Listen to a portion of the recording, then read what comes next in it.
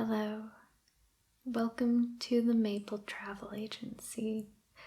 How may I help you today? Yeah, of course.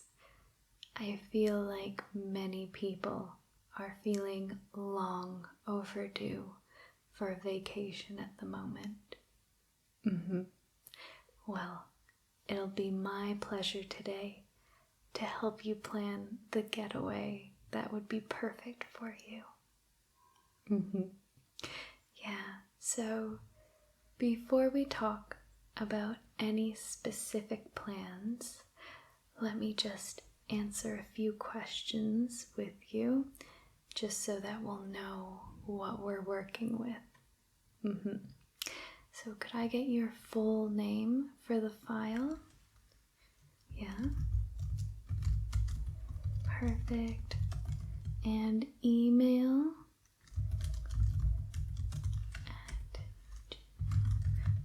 .com. Perfect. And a number, phone number, cell number, anything to best reach you at? Perfect. And who is going on this trip? Is it only you and a partner, a whole family? Yeah, perfect. Okay.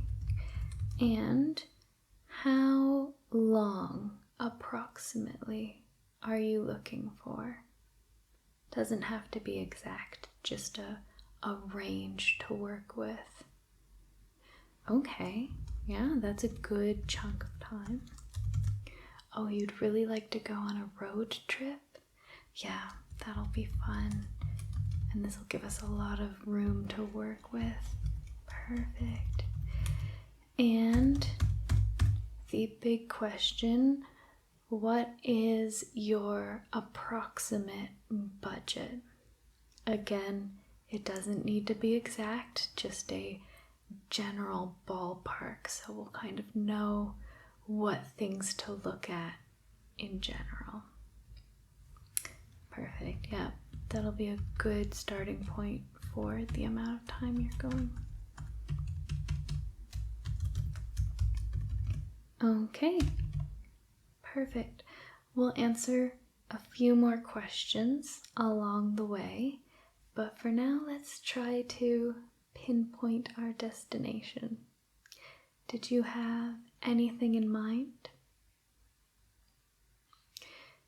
No? Yeah, we can make some suggestions. So you had said you wanted a road trip. Now, as you know, it is winter here in the Northern Hemisphere, so let's first narrow down climate. Are you looking for something cold? Are you looking for a hot getaway? Or are you looking for something temperate? Okay, perfect.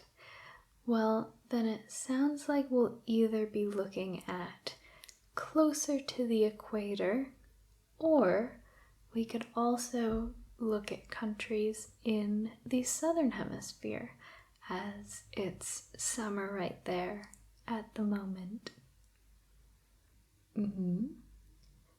Oh, you've always wanted to go to New Zealand and Australia?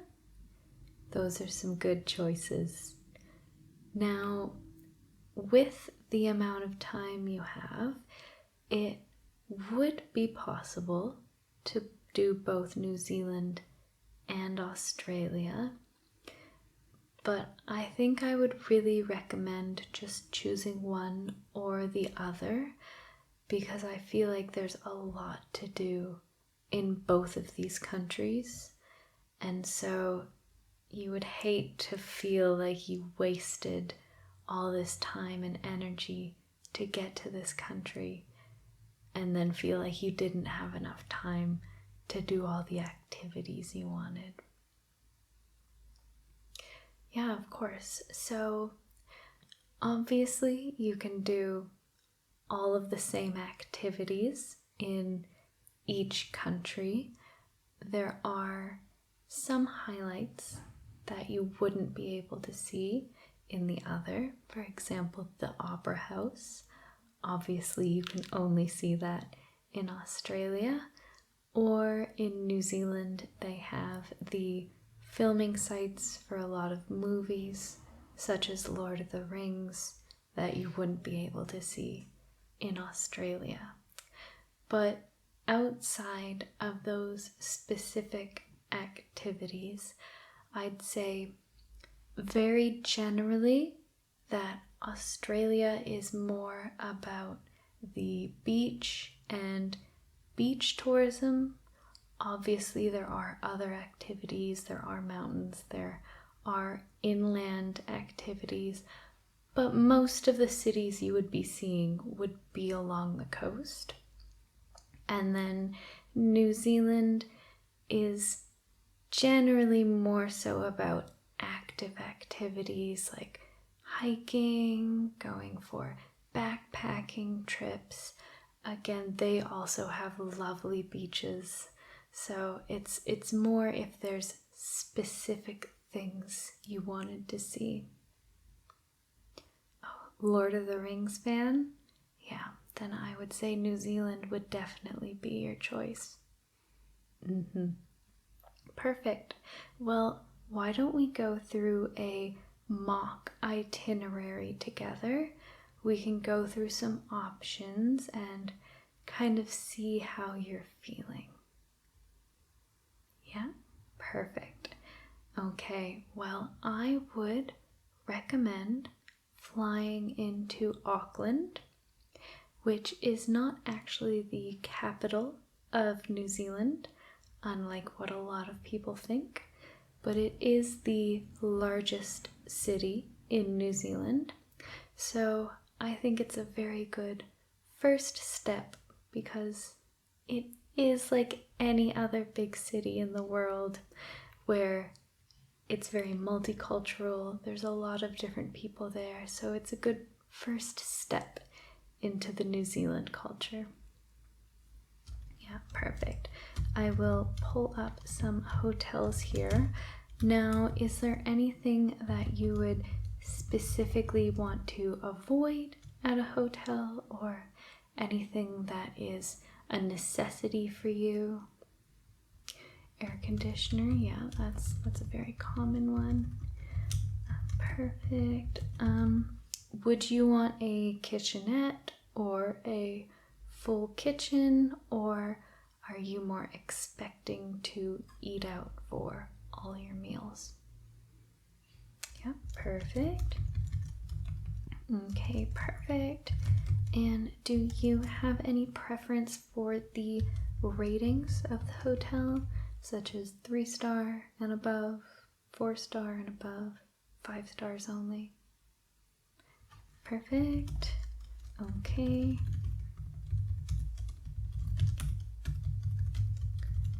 Okay, so we've got a lovely 4-star hotel here right downtown. It's very close to where a lot of the buses leave for the day trips as well. So I feel like it would be very connected to the city. There's not that many beaches in Auckland, but this hotel does have a pool at it. Yeah, perfect. I won't book you in just yet. I'll send you a reference just so you can confirm. Okay, so I'll add that to the maybe list. Okay, so in Auckland itself, there are many, many things to do. There are a lot of great museums, such as about the Maori culture, who are the Aboriginals from New Zealand. It's very interesting. There's also the general things you would find in a big city, such as restaurants, architecture. I do recommend going to the Sky Tower, which is the tower that lots of cities always seem to have, but it does offer very nice views of the bay and the city. It's really, really nice. Yeah, there's whale tours and kayaking tours, and there are some beaches you can go to as well. So I do recommend staying in Auckland for at least a couple days. And on top of that, there are some lovely day trips that I would highly recommend. The first one is out to the Coromandel Peninsula, which is just to the east of Auckland. So you would be driving down and then up the peninsula. The first place there that is a must-see is a pretty famous location called Cathedral Cove. And there's this very nice section where you walk along the beach, and there's actually a arch in the cliff face that you walk underneath, and it opens up to this big, beautiful rock sitting in the ocean.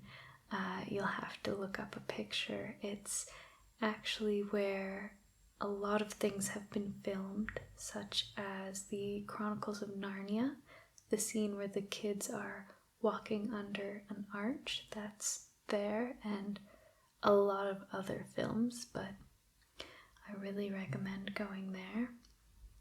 The other place I recommend on the peninsula is a place called Hot Water Beach, which I know it has a very original name.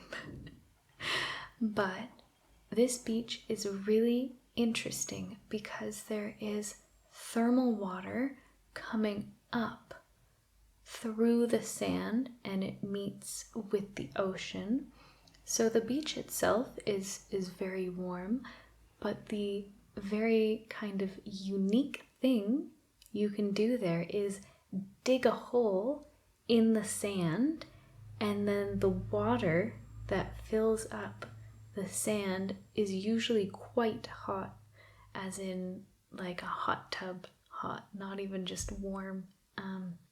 You do need to be careful. Actually, there are some points where it can actually burn you, so make sure you mix it with the correct ocean and thermal water. Yeah, you'd be interested in that? Okay, I will add that to your itinerary. Perfect.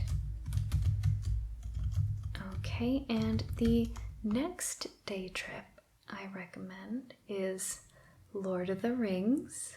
So definitely one of the biggest tourist destinations in New Zealand is a place called Matamata, which is a very, very, very tiny working town, but it's right next to the filming location of the Shire in Lord of the Rings.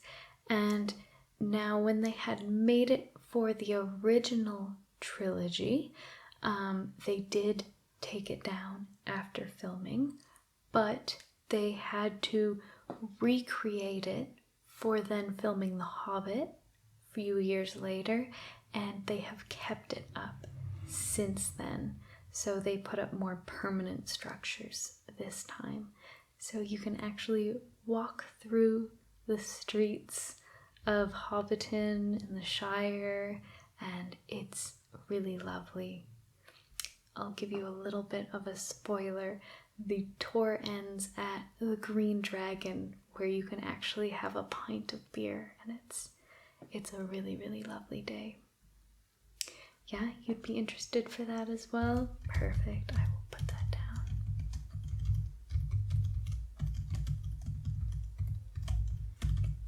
down. Okay, so with your 2 day trips, I would recommend 6 nights in Auckland. I feel like that would give you enough time to get over the jet lag, get settled, and still be able to see all the sights of the city. Yeah, perfect. Okay. Again, for now, we're just putting together a tentative schedule. And then once you approve all the hotels, then I'll go through and make all the bookings and make all the finalizations for you. Yeah? Perfect.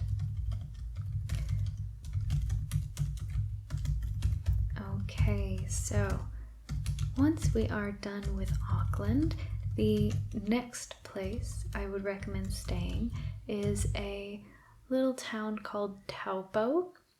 It's in the center of the North Island, and this place probably won't be as long of a stay as Auckland, but I think this will be your first really nice introduction into kind of small town New Zealand culture. So Taupo is named after the lake nearby, also called Taupo, and it's just has some nice scenery, a lot of lake activities. There's some mountains in the background that you can see. It's a very lovely place. One thing I definitely recommend seeing is a waterfall that's nearby called Huka Falls. It's not big, it's not long, it's not that kind of waterfall.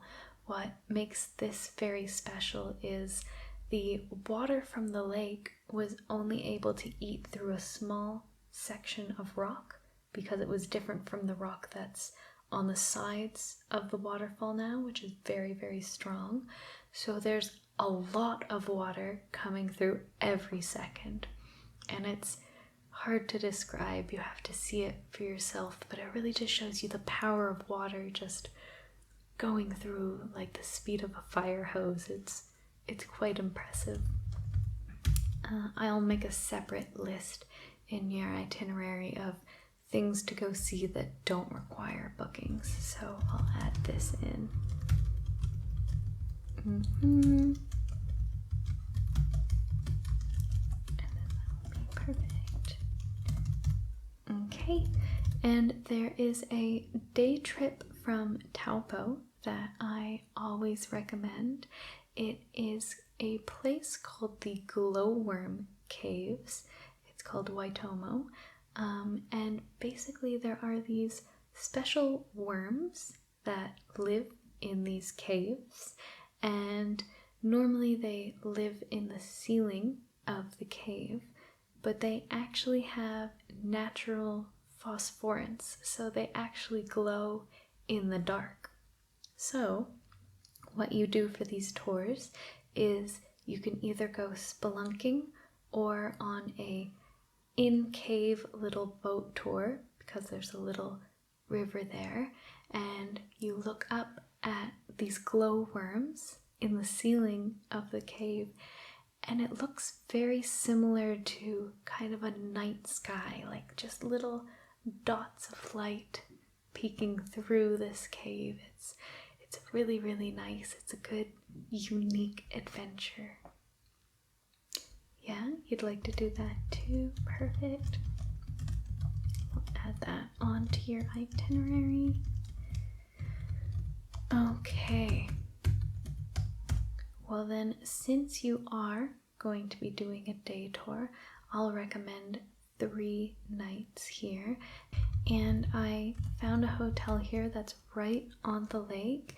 It's only 3 stars, but it does back right on to the lake, and it has free kayaks, free canoes, free activities that you can use while you're at the hotel.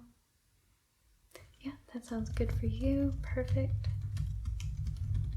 I will send you a link in your itinerary for you to approve. Okay, so coming down from Taupo, your next destination would be Wellington, which Wellington is the capital of New Zealand, and it's a very, very similar city to Auckland in a lot of ways, but it's also a little bit different. I'd say, generally speaking, Auckland is more the finance business city, and Wellington is more the artsy kind of big city. Yeah, I'm sure you've traveled to a city like that before. So they have very good street food festivals, they have really good restaurants, they have lots of activities and festivals all the time. It's a lovely city. So some of the things I would highly recommend from here, there are many museums, but one I would recommend is Tekapo. It's right downtown. It's very famous. They have a lot of really good exhibits that are always there, and they always have really interesting rotating exhibits. When I had been there, they had an exhibit on New Zealand's part in Gallipoli in World War I, and it was just really well done. You can tell that they care about their exhibits. Yeah. They also have my favorite thing, a giant squid, and the type of preservation they had to do so that they could keep it on display was only supposed to be meant for a few years, but it became one of the main attractions at the museum, so they've kept it in place even though it's past the best before date. So there's this preserved giant squid that's just a little bit worse for wear, but it's still interesting to see. Then what I would recommend as my favorite thing from Wellington is going to go see WAYYY Workshop, which is the studio that was behind all the special effects from Lord of the Rings. So they did a lot of the costuming, a lot of the CGI, a lot of the practical effects. It was all this one studio. Yeah, and they've done many things since then, and they have a lot of the real props from the movies on display cases that you can look at, and there's also a gift shop after, so you can buy little replica props as well. Yeah, must see, definitely. And while you're on that side of the city, I also recommend going to the Wellington sign. So Wellington is known as the Windy City, and it has a sign much like Hollywood in the hills that says Wellington, but the last few letters are kind of blowing away or made to look as if they're blowing away, which it's just kind of fun. And so, since there are no full day trips here, I'll recommend staying in Wellington for 3 or 4 nights. Probably would be a good time to, again, see all the sights, go to the museums, just have a nice, relaxed time and see all the things you want to. Yeah, perfect. So we have a 4-star hotel, again, right downtown. This is near Cuba Street, which is well known for having these street fairs with street food, and it's very nice to go to. So does that sound good for you? Perfect. Okay. So that will be the North Island for you. From there, you will catch a ferry called the Inter-Islander in Wellington, and it will take you across the Cook Strait to the South Island. You'll be arriving in a smaller town called Picton, and you can spend a good part of the afternoon here. It's just a very cute little city. There's lots of touristy shops because everybody comes in from the ferry. And then what I'll recommend for the next town that you stop in is a place really close by to Picton called Nelson. And this town is very interesting because it's kind of the hipster, artsy town of New Zealand. So there's a lot of art there. There's a lot of just really good cultural things to do. It's a really interesting city to stop in. Yeah, so it does sound like something you'd like to do. Perfect. And then this is close by to one of the biggest wine making places in New Zealand, Marlborough, which maybe you've heard of because they have become very famous in the wine world for their Sauvignon Blanc, because they do make it in a slightly different style than is made in France, and so they've really made a name for themselves for their unique style of wine. But they do have wine tours there where you can only try Sauvignon Blanc. They also have wine tours where you can try different types of wine because they do make different types there. Does that sound interesting to you at all? Yeah, perfect. Okay.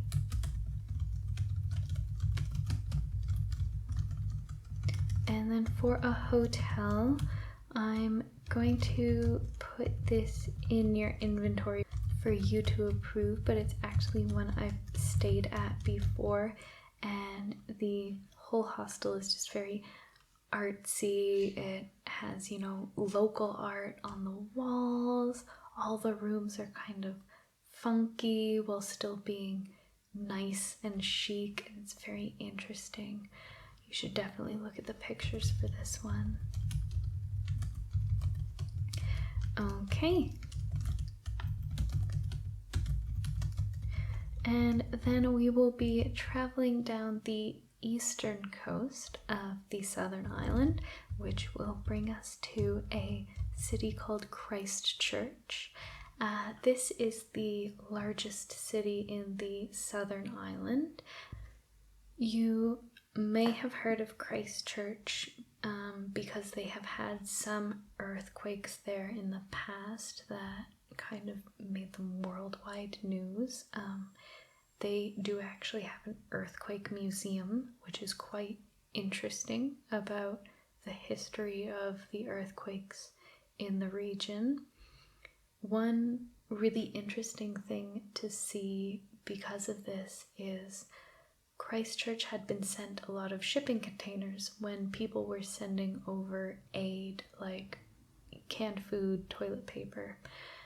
But then Christchurch was stuck with all these shipping containers. And so what they did is they painted them all very bright colors, and then now they've made this half inside, half outside, really cool looking 2-story mall only out of shipping containers, and it looks really, really cool. Yeah, it is. You must see it. It's really, really nice.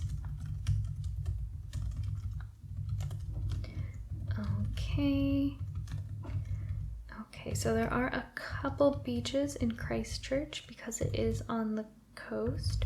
So I found a hotel that is very close to the beach, but very close to the kind of downtown center for culture. Perfect. Okay, so after a few nights in Christchurch, the next destination I'll recommend is just a very, very little town called Lake Tekapo. It's on a place called Lake Tekapo, obviously, and what I love about this town is the lake, which it's named after, is fed from the glaciers, which I don't know if you've ever seen a glacier-fed lake before, but it's very bright blue because what happens is as the glacier rubs against the rock, it kind of makes these dust particles of the rock and it flows down into the lakes, and so we call that glacier flower, and it hovers suspended in the lake because it's such a small piece of rock, but then it reflects the light of the sun so that the lake appears blue.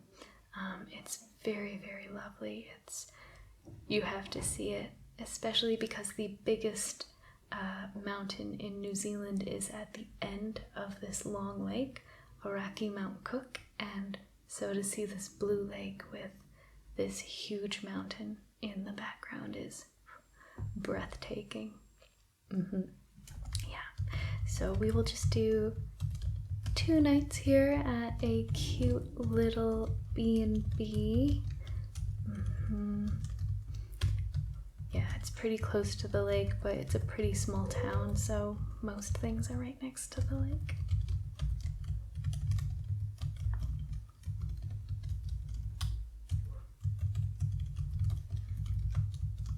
Okay. And next will be your last destination that I would recommend for staying, which is Queenstown. And now Queenstown is actually well known now as a skiing town. So there are 2 mountains in the town for skiing and a couple additional ones nearby, but Queenstown is just as lovely in the summer with these breathtaking mountains. They're actually called the Southern Alps, not to be confused with the European Alps. But here there will be a lot of filming locations from Lord of the Rings. Any of the mountain scenes, any scenes with mountains in the background would have been filmed in the Southern Island. There is actually a small little town nearby Queenstown called Paradise. Yes, there is a town in New Zealand called Paradise, and it is a pretty paradise. And this is where they shot Isengard, as well as a few other scenes, so it's a really interesting tour you can take there. Other things you can do is you can take a cruise down the lake in Queenstown called Lake Wakatipu, which again, this is a very long lake. So you can take this cruise down to one of the ends of the lake, and there is a sheep farm there where they raise sheep for wool. This is actually one of the biggest areas to produce a special type of wool called merino. It's the most expensive type of wool. A lot of people use it for ski gear, actually. But you can go to the farm. The sheepdogs are adorable. They'll show you how they shear a sheep. They'll talk about the history of the farm because it does have quite a long history. That's a really good day activity there. And then some other things you can do in Queenstown are more adventurous.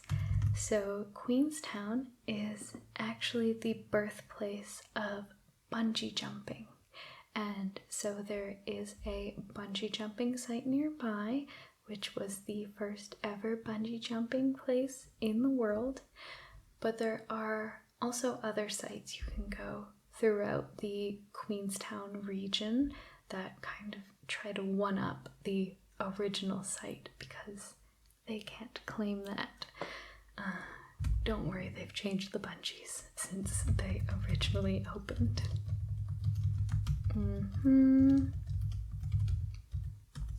And then, of course, one of the biggest things I'll recommend from Queenstown is a site called Milford Sound, which a lot of people call Milford Sound the 8th natural wonder of the world.